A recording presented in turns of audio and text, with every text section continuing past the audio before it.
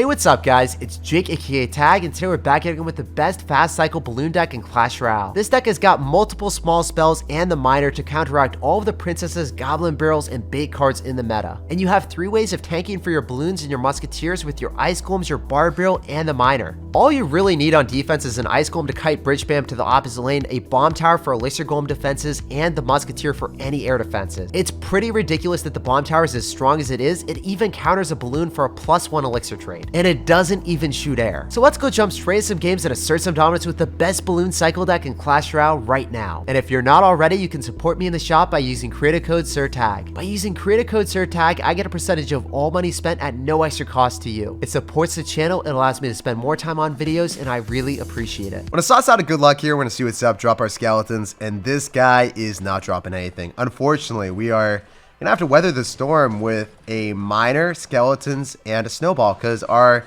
bomb tower is just not in our hand. It's a ninja, man. It's sneakily evading us whenever we want it or need it or desperately desire it.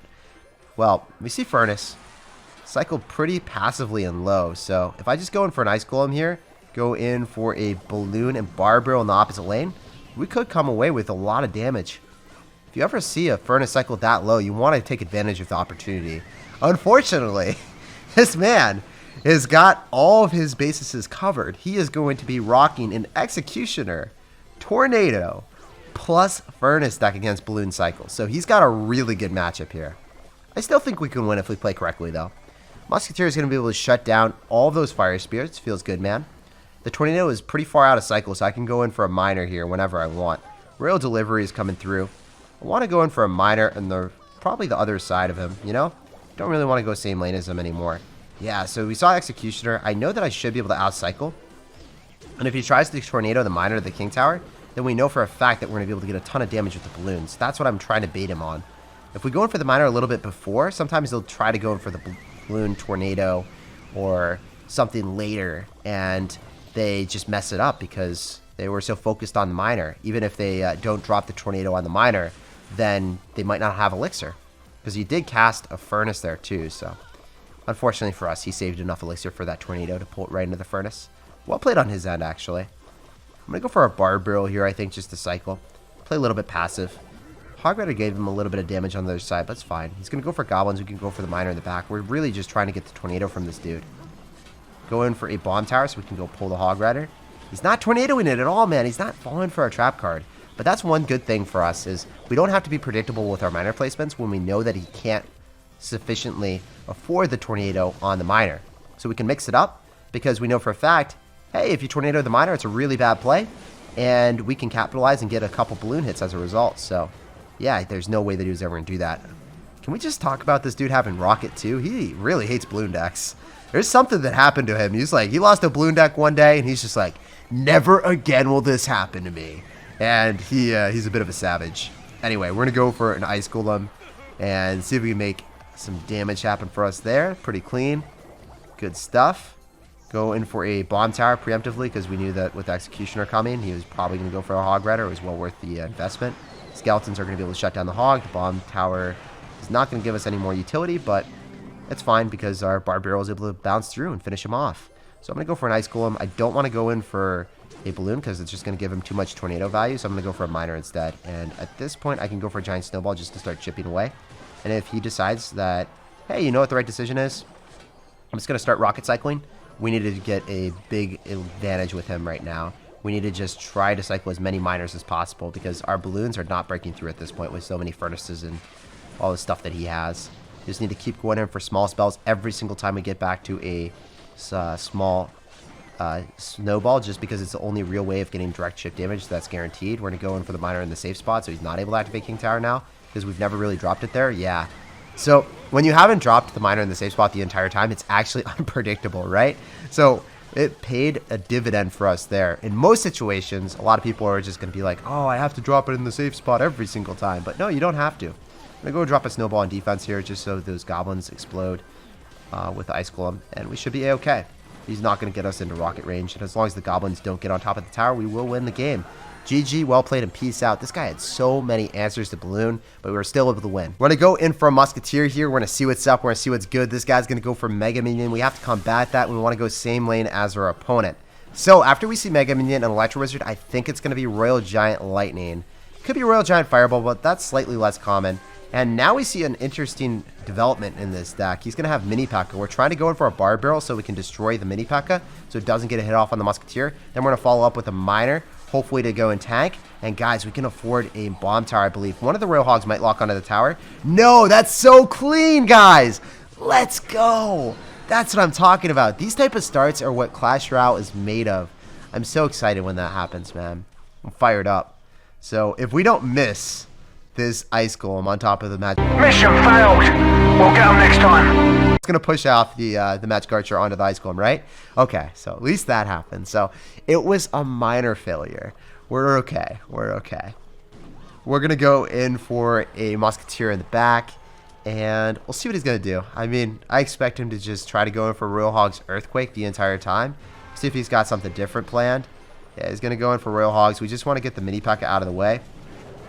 That's exactly what we thought was going to happen, wasn't it? Want to go for a Giant Snowball. He's going to try to go in for an Electro Wizard. Maybe we can go in for an Ice Golem to go and pull.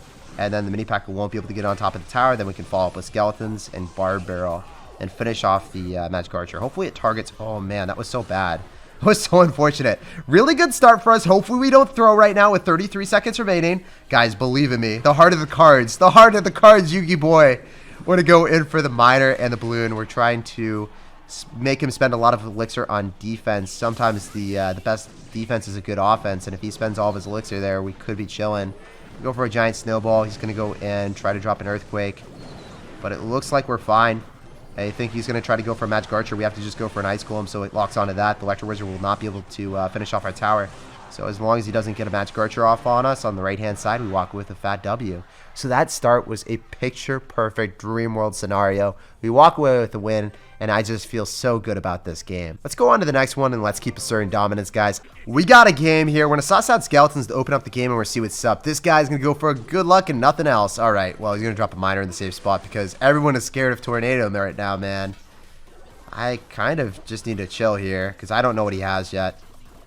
I think he's going to have a fast Miner cycle deck, and I don't want to get caught by either a Tornado. So he doesn't have Tornado after we see Mini P.E.K.K.A. There's no chance. So we can go in for a Miner in the back, and we're fine. We're going to wait for those Bats to die. Go for Skeletons here. Looks like our best bet is just to go Ice Golem, so then we body block the Mini P.E.K.K.A. And then we can Musketeer right after. So that's a great defense for us, guys, because we already know that he's going to have the Magic Archer Giant deck with a super fast 2.9 elixir cycle, if I remember correctly, with double small spells. So if he kills our Skeletons really quickly, we need to rely on that Ice Golem to defend against any spam, really. He's going to go for Skeletons, and he's going to go for a Log, so I can go for a Miner, and he's going to have to go for a Mini P.E.K.K.A. to counter it. So the Mini P.E.K.K.A. is going to get dropped.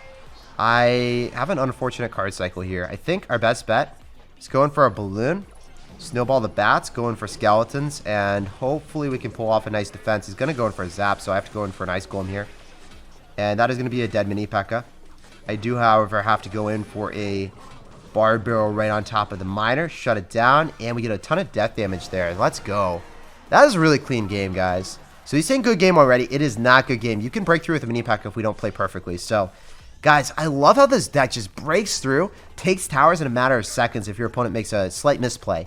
If he cycles his Bats too early and we snowball it, then he can't stop the Balloon because he doesn't have Snowball to knock back the Balloon. His Bats are out of cycle because we killed him and he has to cycle 4 more cards. And the Magic Archer's damage per second is pretty negligible, let's just say. It's not that impactful or big. If I go for Skeletons here, he's probably going to log it. I want to get back to another one probably.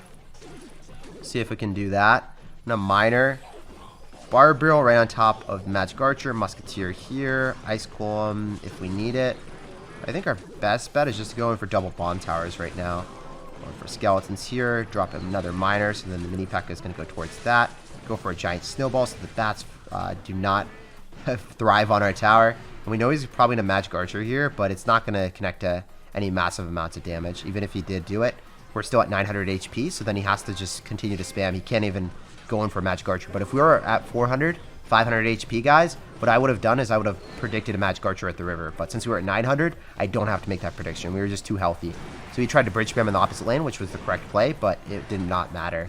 We're able to go for a snowball, and as long as we don't miss it and go in for a miner on defense against the mini P.E.K.K.A.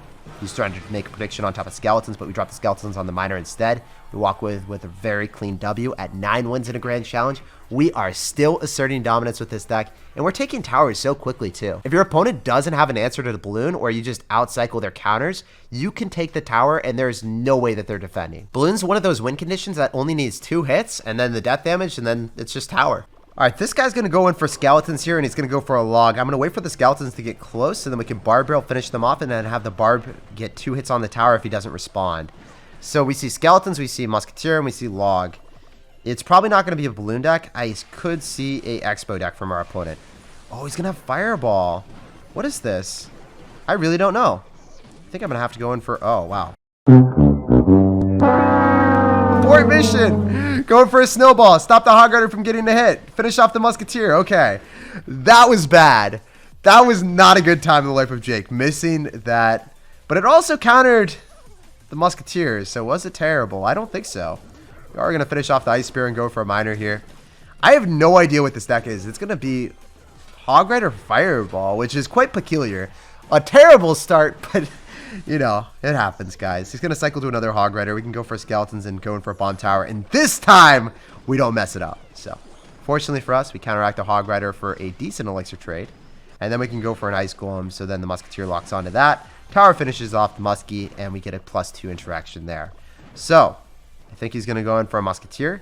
He could fireball. We'll see. I'm going to go in for a miner just in case he goes in for a muskie. He might just fireball everything at once. We'll see. He's going to fireball it, yeah.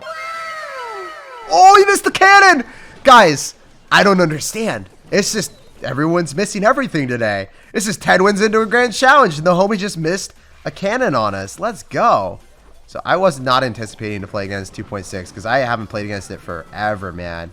I guess it's stronger after the cannon buff, but wow, it is a bit weak against a balloon cycle deck with bomb tower. Let me tell you, it just wasn't on my radar because I played 10 games in a grand challenge and did not face against it once. I've only been playing against hog rider earthquake, so this was just insane that this guy had fireball to me. I was like, wait, people are allowed to run fireball with hog rider now? What is this? What's this development in Clash Royale? So we're just gonna go snowball here and then go for skeletons because he went for the log. We're gonna be able to shut down the hog rider with only 1 hit. We can go for an ice golem, so then our musketeer is gonna stay alive.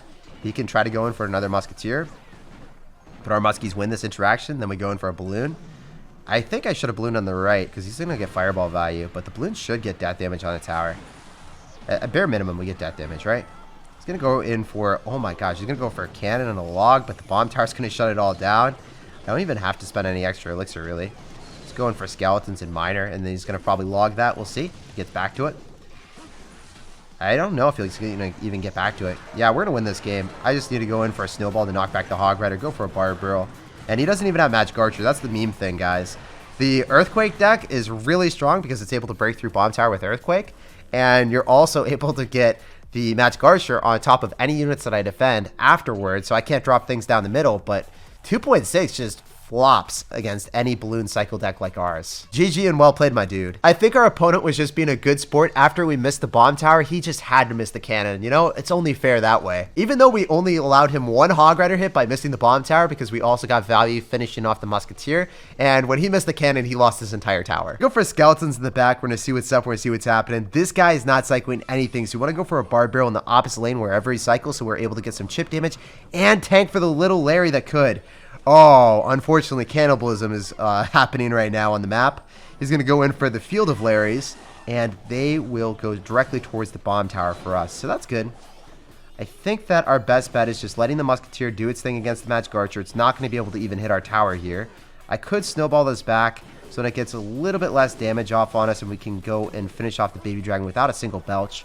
Then we can follow up with skeletons on top of his miner. And I don't know what this deck is. I mean, it's Ram Rider, Skarmy, Baby Dragon. It seems odd, man. With Magic Archer allows any deck to be viable, so it doesn't have to make sense if you have Magic Archer with it. But man, this guy is running something wacky. I love the innovation, dude. Ram Rider is a card that you traditionally only see with Bridge Spam Magic Archer or with P.E.K.K.A. But this guy's got something wacky. I'm going to go for an Ice Golem so it blows up and destroys everything. And again, guys, the Magic Archer will not lock onto our tower because our Musketeer is off to the side. He might go in for a Ram Rider here, but then it will target the balloon, and then the musketeer will be able to get a lot of damage on it. Okay. This guy's got minion horde too. What the heck? You're insane. He's going to go for a miner, so we want to go for a skeleton so we can go and pull them to the opposite lane. Go in for a musketeer here. If you guys didn't know that, going in for skeletons for 1 elixir to pull minion horde to the opposite lane is one of the best tricks in Clash Royale. It will save you so many times for 1 elixir to counter 5. And this dude was definitely not happy. He went in for a miner as well. I can go for a barb barrel here, so then it's going to be able to tank for the baby dragon and finish off all of the skeletons. Very clean stuff. So he's got miner, and he's also going to have magic archer, which is pretty annoying because with Ram Rider, you're going to have a multitude of win conditions. Just waiting and relaxing here, making sure that he never gets in alignment with our towers. So we can go for a musketeer, go in for a balloon. We know he could go in for, let's say, a minion horde. We will go in for a snowball on that if he does it.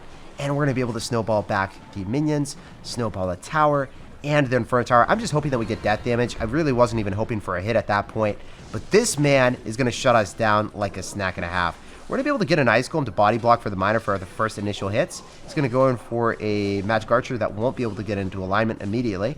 And then we can follow up with a Barb Barrel so it doesn't hit the skeletons get a hit on our tower. We know he's got Skarmy back in cycle. He's going to have Inferno Tower really quickly.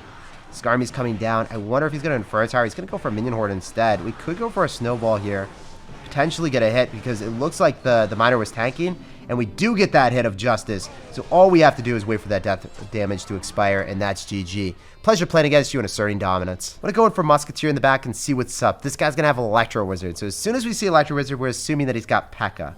I want to go in for Skeletons right on top of that Electro, so then he's not able to get immediately on top of the Musketeer. Then we can go tank for our Musketeer with an Ice Golem, and I want him to drop another spell here. I really want to see another spell. We'll see. Okay, he's going to go in for a Bowler, so if he tries to go in for Tornado on this miner that's in the back, then guess what happens, baby? The balloon gets free damage on the tower. So he's probably only going to have, from my recollection, a Tornado with this deck. But he's going to have Inferno Dragon too. So this is going to be Graveyard Freeze likely. Likely like it's going to be Graveyard Freeze. I need to go in for Barbarian Barrel just to go and tank for the Inferno Dragon, it looks like. And we are fine because the Bomb Tower is able to give us that death damage that we needed. So grateful that I was able to keep it inside the radius. Also, if you guys didn't know, here's a pro tip. When you're playing against any air card in general, it doesn't even have to be Inferno Dragon. Look at where the shadow is. So where the shadow is actually where the Inferno Dragon is. If you didn't know that, now you know. So that is a pro tip that I learned when I was trying to learn how to counter any Lava Hound deck. I was constantly missing my spells, and I was like, wait, what's happening? And yeah, you always just want to make sure that you're paying attention to the shadow. Gives you a more accurate placement. So he's going to have Fireball, Mirror, Inferno Dragon. I don't really know if it's going to be Graveyard, man. This is just pretty peculiar. It's going to be a funny deck. Douglas is going to go in for a Lumberjack Balloon. So guys, look at this placement. Very, very clutch to go in for this Bomb Tower placement. And then we can go for a Snowball. Make sure that the balloon misses. It's going to have Clone with this too. So we can cycle the double Ice Golem Brothers. Have 2 tanks headbutting the tower here. Have you guys ever seen double Ice Golem cycle? Now you have. Usually you see the double Elixir Golem at the river and double Elixir. But now, the Ice Golem with this balloon deck, it's OP. Uncharted territories, guys. We're going to be able to cycle another Barb Barrel to keep our Musketeer alive. This is so clean, man.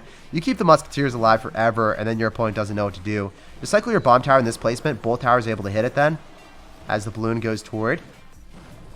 So both towers, notice how that left-hand tower and the right-hand tower was able to focus it. So if he froze, then this tower would still help out. Very, very important to play against Balloon Freeze in that way.